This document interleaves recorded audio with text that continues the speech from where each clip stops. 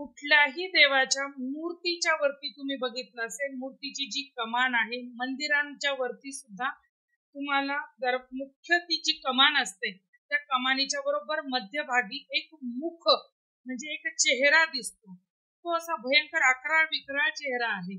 तर तो कसला आहे आणि त्याचं स्थान देवाच्या मूर्तीच्या सुद्धा वरती आहे. असं काय आहे आणि तो कोण आहे? तर त्याचं नाव आहे कीर्तिमुख. आता हा कीर्तिमुख कोण आहे? तर एकदा महादेव ध्यानस्थ बसलेले असताना त्यांच्या डोक्यावरती असलेल्या चंद्राला राहूने ग्रहण लावले आणि त्यामुळे शंकरांना संताप अनावर झाला आणि त्या अनावर झालेल्या संतापामध्ये त्यांचा तिसरा नेत्र उघडला आणि त्याच्यामधून कीर्तिमुखाची निर्मिती झाली. आता हा कीर्तिमुख अत्यंत अकराळ विकराळ त्याचे रूप होते. तो राहूला खाण्यासाठी त्याच्या मागे लागला आणि मग राहू सैरा वैरा पळू लागला, आपला जीव वाचवू लागला.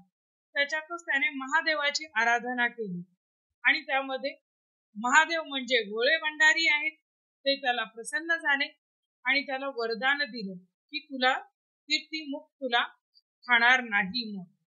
मग कीर्तिमुख म्हणाला की मला तर खूप भूक लागलेली आहे, मग मी आता काय करू, मी कुणाला खाऊ?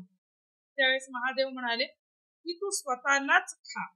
त्यावेळेला कीर्तिमुख स्वतःलाच खातो, पण त्याच्यावरती सुद्धा महादेवांची कृपा होते आणि त्यावेळेला महादेव त्यांना वरदान देतात की जिथे कुठे मंदिरामध्ये मूर्तीमध्ये जिथे कुठे नकारात्मक शक्ती असेल ती नकारात्मक शक्ती खाण्याचे वरदान मी तुला देतो.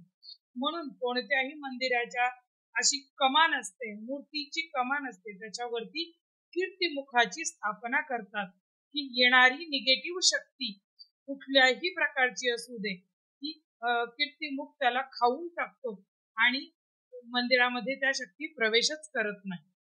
असा हा कीर्तिमुख आहे.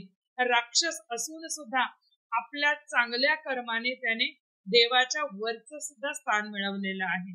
म्हणून आपली कर्म ठरवतात की आपण देवाच्या जवळ जाऊ, देवाच्या सुद्धा उपयोगाला पडू.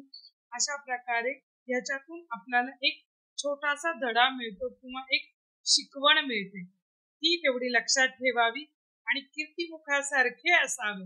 नकारात्मक शक्ती त्यांनी काढली, देवांना सुद्धा त्याने रक्षण प्राप्त करून दिलेलं आहे.